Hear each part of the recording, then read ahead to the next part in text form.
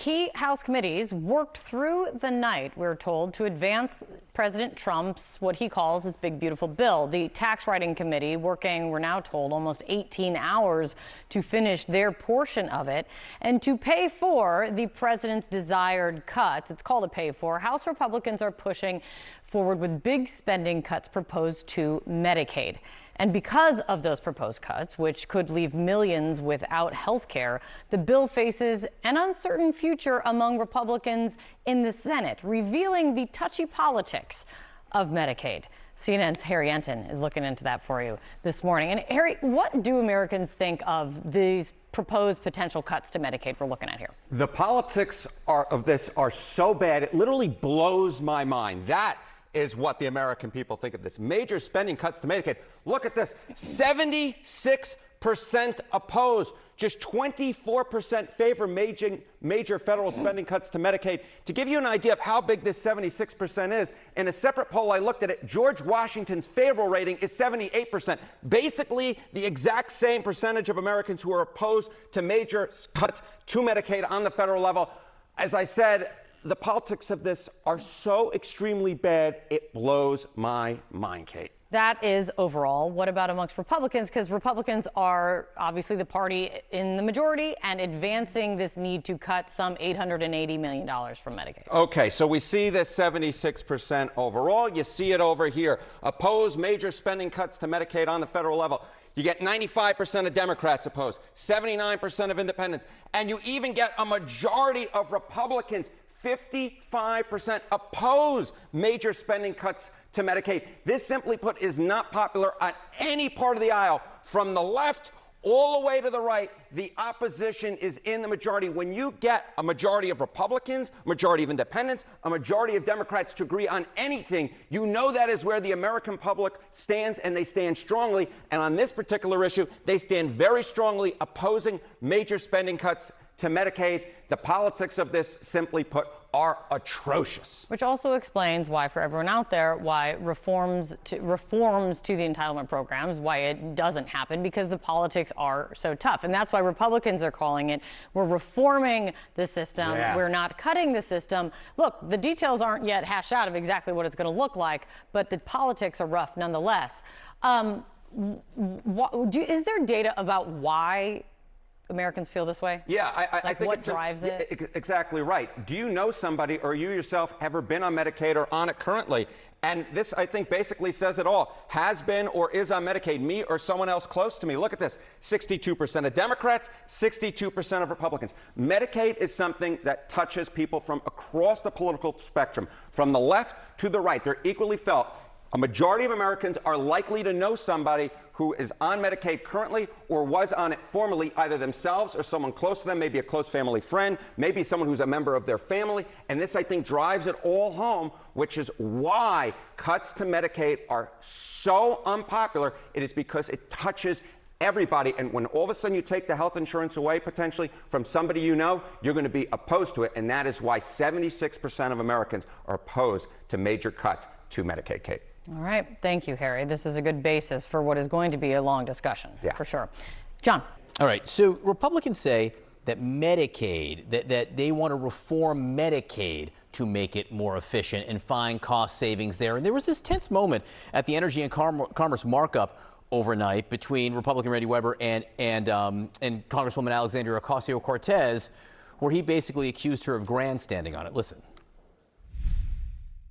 I just want to make the point that we'd like for you to address the Republicans, and let's have a dialogue this way and not to a camera. Mr. Chairman, I yield back. There are 13.7 million Americans on the other side of that screen right there.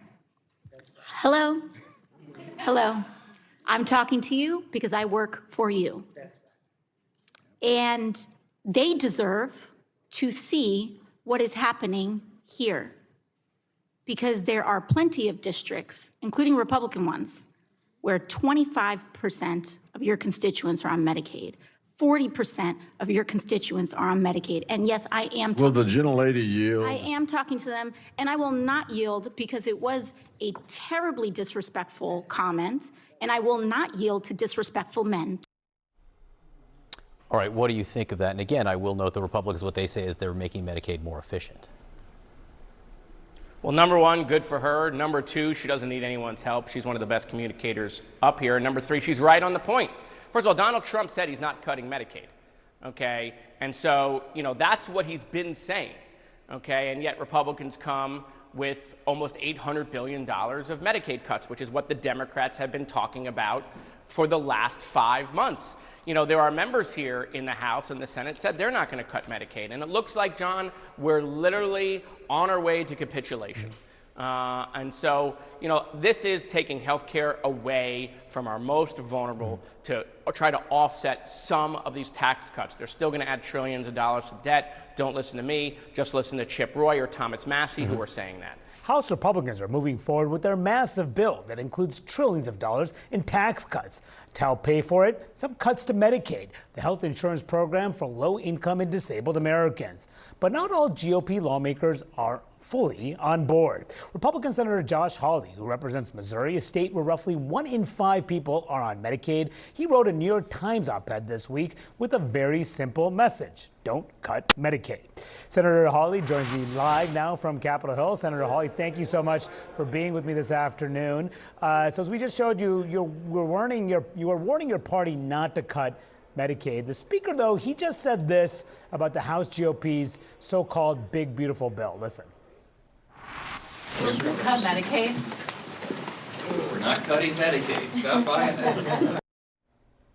So he said, if you heard there, Senator Hawley said, we are not cutting Medicaid. Do you agree with the speaker? Is this bill not a cut to Medicaid? Well, the right thing to do is not to cut Medicaid, so I'm glad to hear him say that. Manu, it ought to be just a basic foundational principle. It is wrong to cut health care for the working poor, and that's what we're talking about here with Medicaid. My state is a Medicaid expansion state. Over 20% of Missourians, including hundreds of thousands of children, are on Medicaid. And Manu, they're not on Medicaid because they want to be. They're on Medicaid because they cannot afford health insurance in the private market. These are working people and their children who need health care. And it's just wrong to go and cut their health care when they're trying to make ends meet, trying to help their kids, trying to make sure that they're able to provide for their families. So I hope that the House GOP and the Senate GOP will get the message here. By the way, President Trump has said the same thing: no Medicaid benefit cuts. So, Senator Hawley, the expectation, though, is in this House GOP plan, millions could lose health insurance coverage. We're waiting for the exact numbers when the Congressional Budget Office analyzes this impact, but that is the expectation. It also, some of the changes could put some rural hospitals at risk. It also puts in place some new copay requirements for Medicaid beneficiaries. Does that concern you? Yes, both of those things concern me. Number one, I don't want to see any more rural hospitals in Missouri or anywhere else in America go out of business. We've lost too many of them in the state of Missouri, Manu. I don't like the idea of decreasing funding for rural hospitals. I'm worried that the House bill goes way too far in that regard.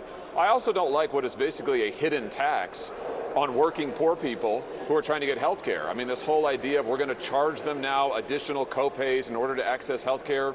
I have to say that just sounds like a tax to me. So now we're taxing poor people when they're trying to get access to health care? I've got big concerns about that. So if this bill comes over from the House to the Senate and you have to vote on it, are you no if this bill does not change? Yo, I'm not going to support this bill from the House in this form. I think that's clear. It's got to change before it can pass the Senate. And I continue to stand by my line in the sand, which is no Medicaid benefit cuts. Listen, if you want to do work requirements, I'm all for that. I bet every Republican and I bet most Americans would agree with that. But we're not talking here about just work requirements. The House goes much, much, much further than that. This is real Medicaid benefit cuts. I can't support that. No Republican should support that. We're the party of the working class, Manu. We need to act like it.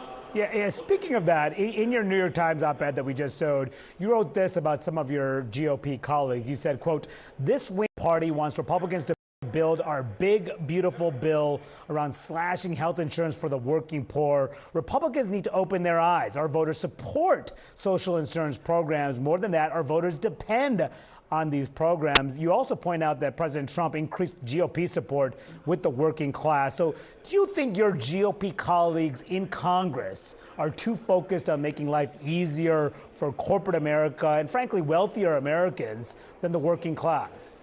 Well, I would just say it's a mistake to listen to outlets like the Wall Street Journal, for instance, that never met a corporate tax cut they didn't love, never met a corporate goodie that they didn't absolutely relish, but want to tax the working class like crazy. It's reverse class warfare is what it is. It's taxing the poor to give to the rich. And I'm totally opposed to that. Republicans now, thanks to Donald Trump, are the party of the working class, Mono. You referenced the returns from the last election. The big majority of working class voters voted for the GOP. That means now the GOP needs to deliver for them. And we do that by giving them tax relief. We do that by bringing down their health care bills. We don't do it by cutting Medicaid. If this bill becomes law, are you concerned that Republicans could face a severe blowback in the elections next year? No, this bill is not going to become law in its current form, not least because President Trump won't sign it. Mono, I've talked to him about this personally multiple times. He has been crystal clear in public, too. No Medicaid benefit cuts. We need to give a tax cut to working people, not raise their taxes when it comes to health care, not take away their health care benefits. I hope this bill will get refocused on delivering relief for working families. That's what we ought to be doing. Do you think some of the wealthier taxpayers should pay higher taxes? I'm fine with that. You know, the president has floated that. He said maybe we ought to allow the top rate, to the very top rate for people making over $1 million or over $5 million a year to go back to where it was before. It's like a 1-point increase, Manu.